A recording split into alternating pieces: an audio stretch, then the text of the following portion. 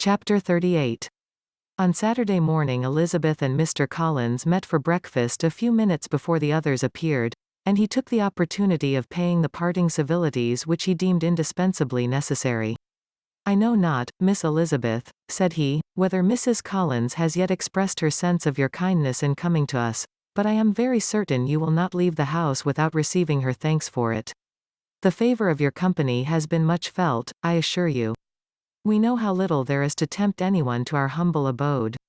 Our plain manner of living, our small rooms and few domestics, and the little we see of the world, must make Hunsford extremely dull to a young lady like yourself, but I hope you will believe us grateful for the condescension, and that we have done everything in our power to prevent your spending your time unpleasantly."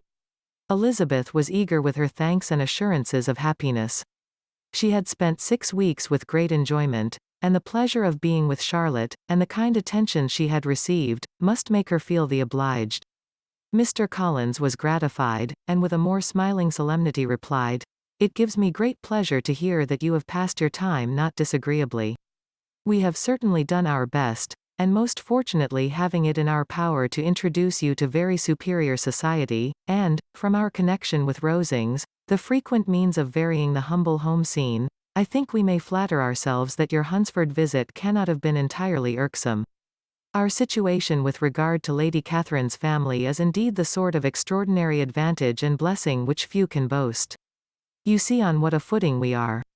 You see how continually we are engaged there. In truth I must acknowledge that, with all the disadvantages of this humble parsonage, I should not think anyone abiding in it an object of compassion, while they are sharers of our intimacy at Rosings." Words were insufficient for the elevation of his feelings, and he was obliged to walk about the room, while Elizabeth tried to unite civility and truth in a few short sentences. "You may, in fact, carry a very favorable report of us into Hertfordshire, my dear cousin. I flatter myself at least that you will be able to do so. Lady Catherine's great attentions to Mrs. Collins you have been a daily witness of, and altogether I trust it does not appear that your friend has drawn an unfortunate, but on this point it will be as well to be silent. Only let me assure you, my dear Miss Elizabeth, that I can from my heart most cordially wish you equal felicity in marriage. My dear Charlotte and I have but one mind and one way of thinking. There is in everything a most remarkable resemblance of character and ideas between us. We seem to have been designed for each other." Elizabeth could safely say that it was a great happiness where that was the case, and with equal sincerity could add, that she firmly believed and rejoiced in his domestic comforts.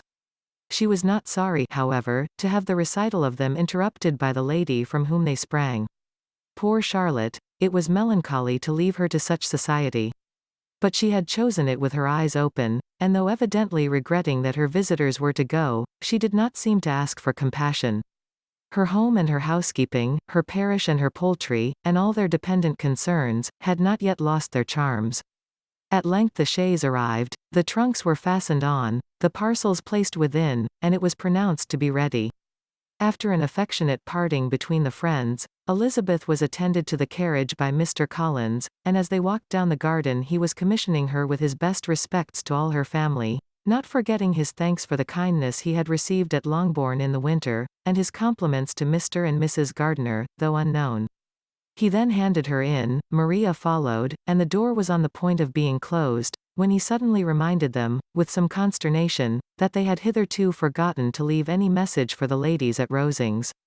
"But," he added, "you will of course wish to have your humble respects delivered to them, with your grateful thanks for their kindness to you while you have been here." Elizabeth made no objection, the door was then allowed to be shut, and the carriage drove off. "Good gracious," cried Maria, after a few minutes' silence, "it seems but a day or two since we first came. And yet how many things have happened." "A great many indeed," said her companion with a sigh. "We have dined 9 times at Rosings, besides drinking tea there twice.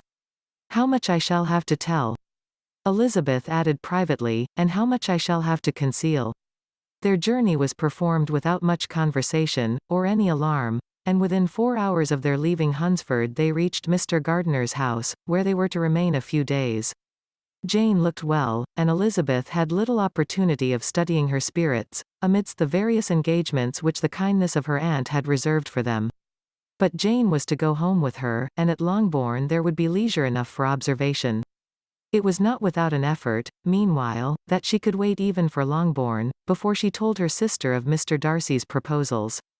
To know that she had the power of revealing what would so exceedingly astonish Jane, and must, at the same time, so highly gratify whatever of her own vanity she had not yet been able to reason away, was such a temptation to openness as nothing could have conquered but the state of indecision in which she remained as to the extent of what she should communicate, and her fear, if she once entered on the subject, of being hurried into repeating something of Bingley which might only grieve her sister further.